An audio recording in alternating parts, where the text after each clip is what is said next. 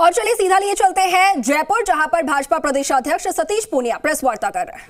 वहाँ की संस्कृति क्या है, वहाँ की समस्याएं क्या हैं, वहाँ की चुनौतियां क्या हैं, और इस नाते माननीय प्रधानमंत्री जी के आह्वान पर बॉर्डर विलेज संपर्क भारतीय जनता युवा मोर्चे के आह्वान पर 21, 22, 23 को राजस्थान में इसमें हम लोगों ने सहभागिता की। पूरे देश की और ख़ास तौर पर प्रदेश की 1000 से भी ज़्यादा जो सीमा हमारी लगती है, उसमें एक अनूठा अनुभव था, क्योंकि कई बार चेक पोस्ट को देखने के लिए उत्सुकता से जाते थे, लेकिन उस गांव में पूरी रात गुजारना, उनके साथ सत्संग करना, उनसे चर्चा करना, संवाद करना, तो वहाँ के ग्रामीणों ने, किसानों ने अनेकों अपनी समस्याओं का जिक्र किया। मुझे गौरव हुआ कि देश के माननीय प्रधानमंत्री जी की जनधन, उज्ज्वला, आवास। अचार सिर्फ खाने के लिए ही नहीं है, कमाने के लिए भी है। ये अचार के बिजनेस करके महीने के 5 लाख कमा रहे हैं। आपको भी ये करना है तो फ्रीडम ऐप को अभी डाउनलोड कीजिए। इन सारी जो पॉलिटिक्स ऑफ परफॉर्मेंस के मुद्दे थे, उनकी गूंज सीमा के क्षेत्रों पर दिखी।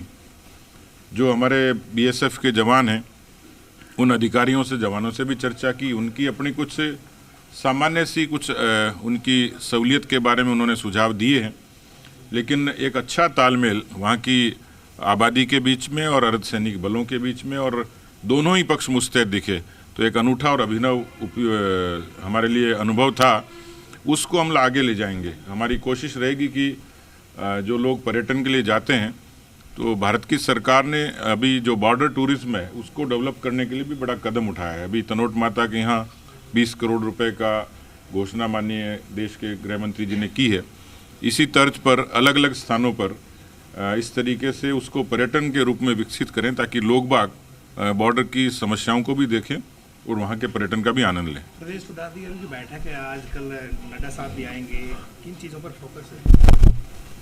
देखिए, अब तो लगभग इलेक्शन मोड में है, और इस लिहाज से जो हमारी संगठनात्मक गतिविधियों को सीमित करते हुए अभी तक का जो टास्क है उसको पूरा करते हुए और भविष्य में एक राजनीतिक रोडमैप के साथ आगे बढ़ें, उसकी चर्चा होगी। लेकिन स्वाभाविक तौर पर एक हमारे लिए सौभाग्य है कि एक बार फिर से माननीय जेपी नड्डा साहब अपने दूसरे कार्यकाल के विस्तारित उस रूप में हमारे बीच में आएंगे, तो हम खूब अच्छा गर्मजोशी से स्वागत करेंगे।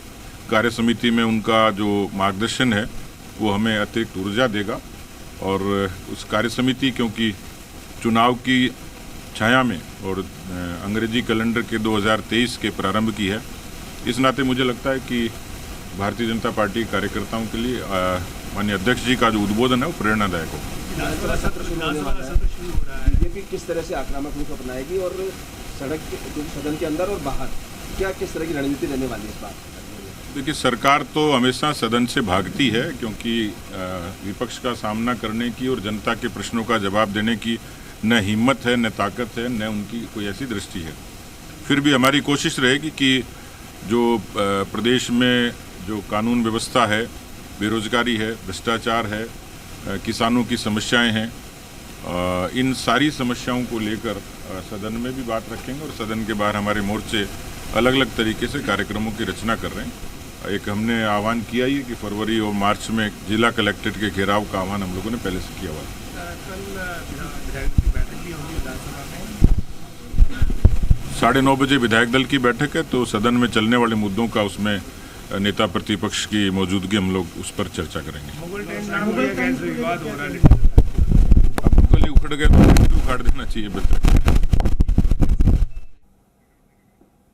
ये नाम भारत की संस्कृति से साम्यता नहीं रखता, वो इतिहास का हिस्सा हो गया। इसलिए मैंने पहले भी कहा है कि यदि किसी सच्चे राष्ट्रवादी मुस्लिम के नाम पर रखना हो तो एपीजे अब्दुल कलाम बेहतर नाम है। देश के ऐसे बहुत सारे पुरोधा हुए हैं जो नई पीढ़ी को, खास तौर पर क्योंकि ऐसे आयोजनों में नई पीढ़ी आती है, उस नई पीढ़ी को प्रेरणा मिले, उस ऊर्जा मिले, नाम के बारे में वो जाने, उनके काम के बारे में जाने। इसलिए स्वाभाविक तौर पर ये जो टेंट वेंट की संस्कृति है, इससे थोड़ा आगे जाना चाहिए। प्रदेशाध्यक्ष सतीश पूनिया को आप यहाँ पर सुन रहे थे। कल से अचार सिर्फ खाने के लिए ही नहीं है, कमाने के लिए भी है। ये अचार के बिजनेस करके महीने के 5 लाख कमा रहे हैं। आपको भी ये करना है तो फ्रीडम ऐप को अभी डाउनलोड कीजिए।